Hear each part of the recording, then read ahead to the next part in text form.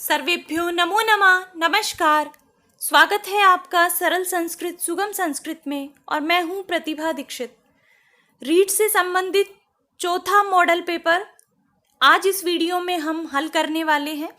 इससे पहले 3 प्रश्न पत्रों को हम हल कर चुके हैं।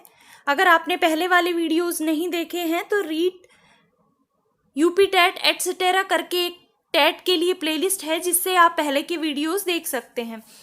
ये जो पेपर्स हैं इनकी पीडीएफ टेलीग्राम चैनल पर अपलोड की जा रही है, तो आप टेलीग्राम चैनल से अगर जुड़े हुए नहीं हैं तो डिस्क्रिप्शन बॉक्स में टेलीग्राम चैनल का भी लिंक है। आप वहां से सरल संस्कृत सुगम संस्कृत से जुड़ सकते हैं या फिर आप टेलीग्राम पर सीधे सर्च करके भी हमारे चैनल से जुड़ सकते हैं।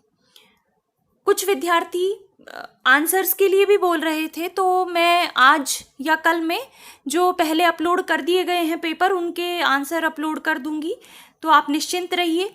चलिए आज का प्रश्न पत्र सॉल्व करते हैं। पहला प्रश्न है अधुलिखितम गद्यांशम समुचितम पठित्वा तस्य आधारिता प्रश्ना 1 to 5 समाधेया। 1 से 5 तक के प्रश्न गद्यांश को पढ़कर उत्तर देने हैं।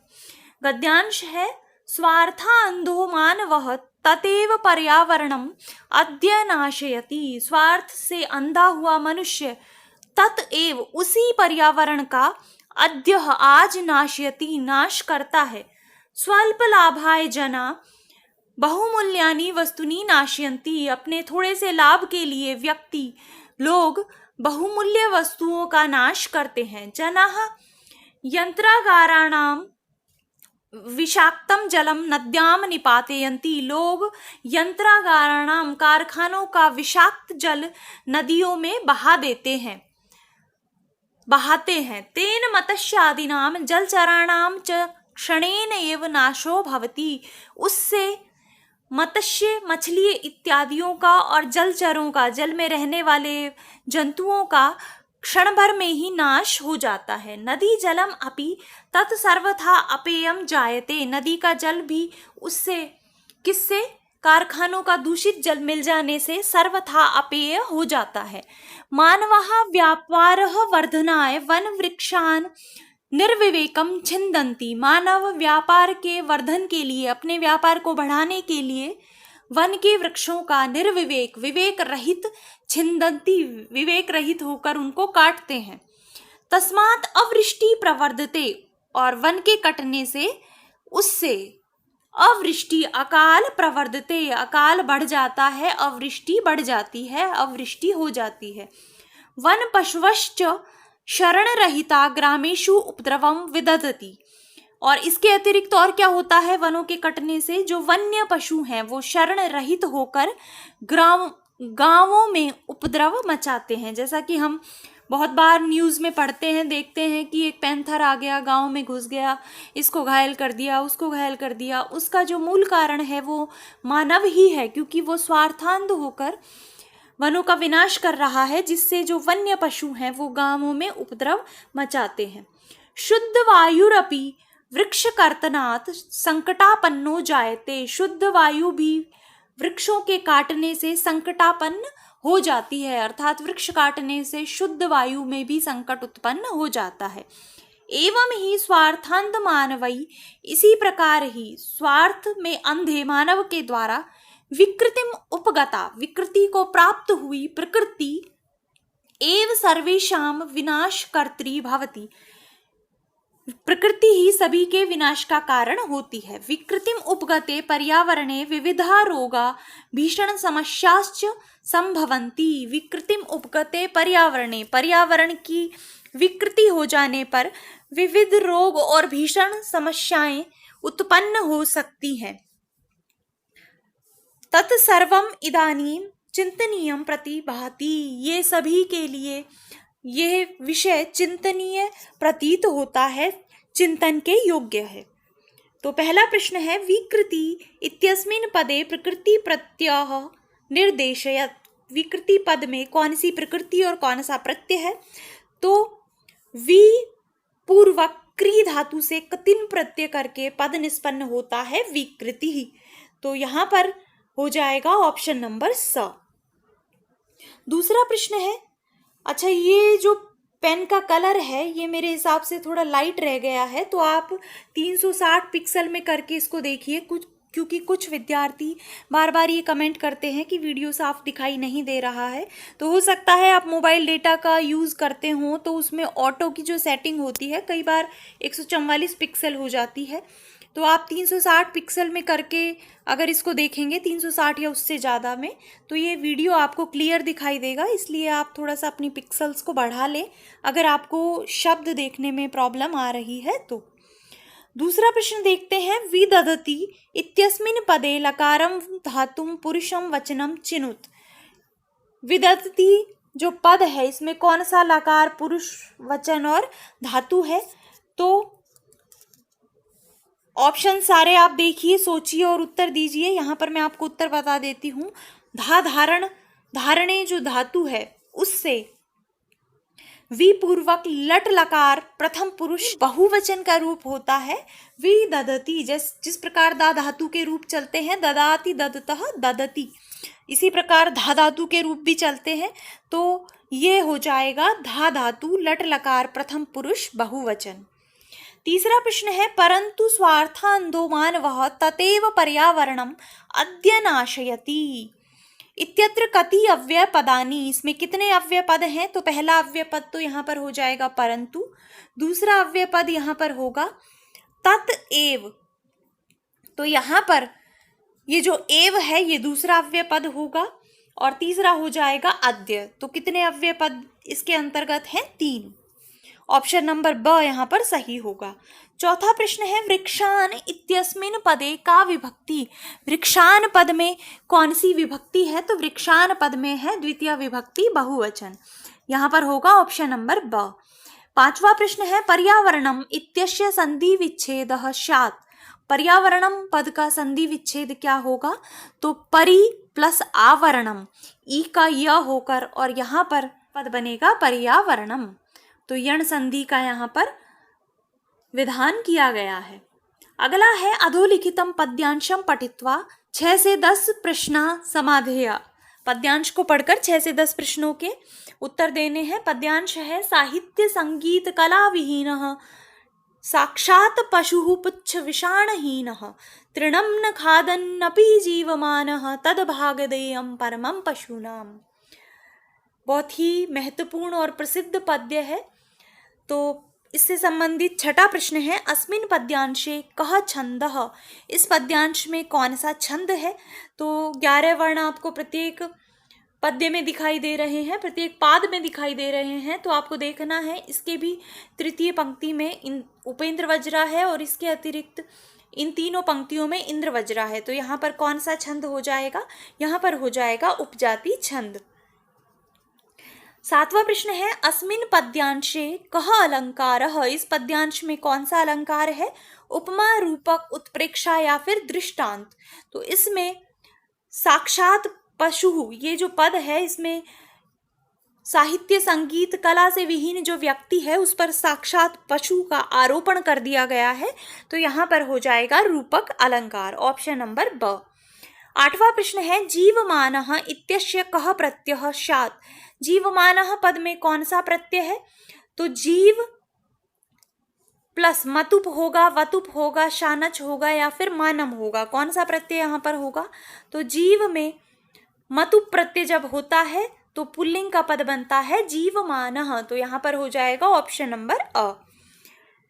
नवा प्रश्न है, साहित्य संगीत कला विहीनः इत्यत्र कः समासः। कौन सा समास है साहित्य संगीत कला विहीनः में? तो साहित्यश्च संगीतश्च कला, कलाच साहित्य संगीत कला तै विहीनः यः पुरुषः। इस प्रकार इसका विग्रह होगा, साहित्य संगीत कला विहीन ही यह पुरुषः, वो हो जाएगा साहित्य संगीत कला विहीनः। तो कौन सा समास यहाँ पर होगा? बहुव्रीहि समास। 10वां प्रश्न है, पशुनाम इत्यत्र का विभक्ति। पशुनाम पद में कौन सी विभक्ति है? तो पशुनाम पद में है षष्ठी विभक्ति बहुवचन, तो यहाँ पर होगा ऑप्शन नंबर स।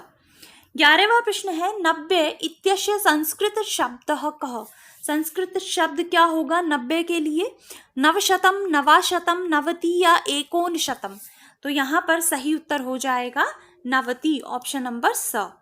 12वां प्रश्न है पादोन त्रिवादनम इत्यस्य तात्पर्यः, इसका क्या तात्पर्य है? तो पादोन त्रिवादनम, पाद ऊन त्रिवादनम, एक पाद कम है त्रिवादनम में, 3 बजने में एक पाद कम है, तो कितना हो जाएगा? पाद का तात्पर्य क्या होता है? 15 मिनट। तो यहाँ पर सही ऑप्शन होगा 2:45। 13वां प्रश्न है अति खलिस्थान वर्जयेत इत्यस्य रिक्त स्थानं पूरयित्वा सूक्तिम संयोजयत। तो क्या हो जाएगा? अति खलु वर्जयेत, अति सदा वर्जयेत, अति सर्वत्र वर्जयेत या अति सदैव वर्जयेत। तो यहाँ पर सही होगा अति सर्वत्र वर्जयेत। 14वां प्रश्न है कस्मिन् माहेश्वर सूत्रे अकारस्य इत संज्ञा भवति, किस माहेश्वर सूत्र में अकार की इत संज्ञा होती है? अण में, लण में, हल में या यण में? कौन से माहेश्वर सूत्र में होती है अकार की इत संज्ञा? तो ये हो जाएगा लण, छठा जो सूत्र है लण, इसमें इस ल में स्थित अकार की इत संज्ञा होती है। और उरण रप्रह सूत्र में ये सहायक होता है। तो ये सारी बातें हम संज्ञा प्रकरण में पढ़ चुके हैं। अगर आप डिटेल में इसको पढ़ना चाहते हैं तो संस्कृत व्याकरण की प्लेलिस्ट से आप संज्ञा प्रकरण से संबंधित वीडियोस देख सकते हैं, माहेश्वर सूत्रों से संबंधित वीडियोस देख सकते हैं। 15वां प्रश्न है संस्कृत वर्णमालायाम कति स्वरा संति, संस्कृत वर्णमाला में कितने स्वर हैं? 9, 12, 14 या 16? तो कितने स्वर बताए गए हैं माहेश्वर सूत्रों के अंतर्गत? 9। तो यहाँ पर हो जाएगा ऑप्शन नंबर अ। 16वां प्रश्न है णकारस्य उच्चारण स्थानम अस्ति, णकार का उच्चारण स्थान क्या होता है? नासिका, मूर्धा, मूर्धा नासिका च तालु। तो क्या होगा? ऋटुरषाणाम मूर्धा। तो क्या उच्चारण स्थान होगा? मूर्धा नहीं होगा, इसमें मूर्धा के साथ साथ नासिका भी होगा, क्योंकि नवंगना नाम नासिका च, इस प्रकार का भी एक सूत्र है। तो णकार जो है उसके 2 उच्चारण स्थान होंगे, एक तो अपने वर्ग के अनुसार मूर्धा होगा और दूसरा होगा नासिका। तो इसका सही उत्तर हो जाएगा ऑप्शन नंबर स। 17वां प्रश्न है बालक को लड्डू अच्छा लगता है इत्यस्य संस्कृतानुवादः शात, इसका संस्कृत अनुवाद क्या होगा? बालकः मोदकं रोचते, बालकः मोदकं रुचति, बालकः मोदकाय रोचते या बालकः मोदकाय रुच्यति। तो सही क्या होगा यहाँ पर? यहाँ पर सही वाक्य होगा, सही अनुवाद होगा बालकः मोदकाय रोचते, ऑप्शन नंबर स। 18वां प्रश्न है श्यामः प्रांगणे कंदुकम क्रीडति वाच्य परिवर्तनम कुरु, वाच्य परिवर्तन करना है तो क्या होगा? यहाँ पर श्यामः के स्थान पर तृतीया विभक्ति हो जाएगी तो पद हो जाएगा श्यामेन। इसके अतिरिक्त प्रांगणे में कोई परिवर्तन नहीं होगा आधार में, तो प्रांगणे प्रांगणे रहेगा। कंदुकम जो है ये द्वितीय विभक्ति एक वचन का पद यहाँ पर है, लेकिन जब प्रथमा विभक्ति एक वचन का पद बनाएंगे तो वो भी कंदुकम ही होगा, क्योंकि ये नपुंसक लिंग है। तो फलम फले फलानी के जैसे कंदुकम कंदुके कंदुकानी, तो प्रथमा विभक्ति में भी कंदुकम पद ही बनेगा और क्रीडति के स्थान पर हो जाएगा क्रीड्यते। तो कौन सा सही ऑप्शन होगा यहाँ पर? श्यामेन प्रांगणे कंदुकम क्रीड्यते, ऑप्शन नंबर ब। 19वां प्रश्न है अहम दिवायाम गच्छामि शुद्ध वाक्यम चिनुत, शुद्ध वाक्य क्या होगा यहाँ पर? तो अहम दिवे गच्छामि, अहम दिवम गच्छामि, मया दिवाया गच्छामि या अहम दिवा गच्छामि। तो यहाँ पर जो सही वाक्य होगा वो होगा अहम दिवा गच्छामि, क्योंकि दिवा जो पद है ये अव्यय होता है, इसके किसी भी विभक्ति वचन में रूप नहीं चलते, तो दिवा का दिवा ही होगा। तो यहाँ पर जो शुद्ध वाक्य होगा वो हो जाएगा अहम दिवा गच्छामि। 20वां प्रश्न है माघे खलिस्थान गतम वयः अत्र रिक्त स्थानं पूरयित्वा सूक्तिम संयोजयत। तो क्या होगा? श्लोके पठने मेघे या नैषधे। तो यहाँ पर सही होगा मेघे, बहुत ही प्रसिद्ध सूक्ति है संस्कृत साहित्य की, मेघे माघे गतम वयः, माघे मेघे गतम वयः। तो यहाँ पर हो जाएगा ऑप्शन नंबर स। 21वां प्रश्न है भाषाया कौशलानि संति, भाषा के कितने कौशल हैं? त्रीणि चत्वारि दश चतुर्दश। तो यहाँ पर हो जाएगा चत्वारि 4। श्रवण भाषण पठन लेखन। 22वां प्रश्न है संस्कृत भाषा शिक्षणस्य मुख्योद्देश्यम अस्ति। संस्कृत भाषा शिक्षण का मुख्य उद्देश्य क्या है? भारतीय संस्कृते प्रचारः, यज्ञ संपादनम, संस्कृत भाषायां दक्षता प्रदानम, या फिर संस्कृत साहित्यस्य रक्षणम। क्या होगा यहाँ पर? मुख्य उद्देश्य है संस्कृत शिक्षण का, वो हो जाएगा संस्कृत भाषायां दक्षता प्रदानम, ऑप्शन नंबर स। 23वां प्रश्न है दंडान्वय विधौ दंडः कस्य सूचकः। दंडान्वय विधि में दंड पद किसका सूचक है? लघुडस्य, शब्दस्य, अर्थस्य या वाक्यस्य। तो यहाँ पर हो जाएगा वाक्यस्य, ऑप्शन नंबर द। 24वां प्रश्न है पठन कौशलस्य उद्देश्यम अस्ति। पठन कौशल का क्या उद्देश्य होता है? पठित्वा लिखिताभिव्यक्ति, पठित्वा मौखिकाभिव्यक्ति, पठित्वा अर्थग्रहणम या पठित्वा पांडित्य प्रदर्शनम। तो यहाँ पर सही उत्तर हो जाएगा पठित्वा अर्थग्रहणम। पढ़कर अर्थ ग्रहण करना ही पठन कौशल का उद्देश्य होता है। तो ऑप्शन नंबर स यहाँ पर सही होगा। 25वां प्रश्न है संस्कृत काव्य शिक्षणे अधिकम महत्वम वर्तते।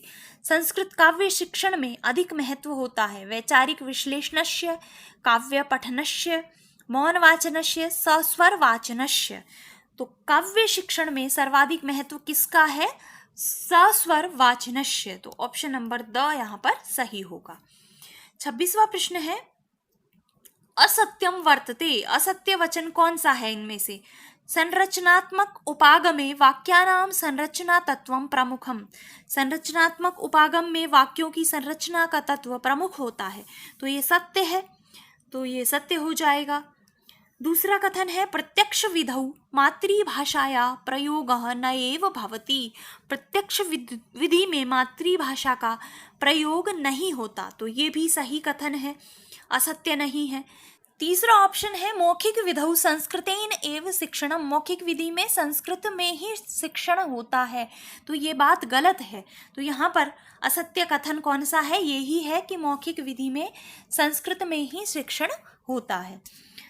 और अंतिम भी देख लेते हैं नियोजित अध्ययनेन पाठस्य विभाजनम भवति। नियोजित अध्ययन में पाठ का विभाजन होता है, तो ये सही है। तो यहाँ पर जो इसका सही उत्तर होगा वो होगा ऑप्शन नंबर स।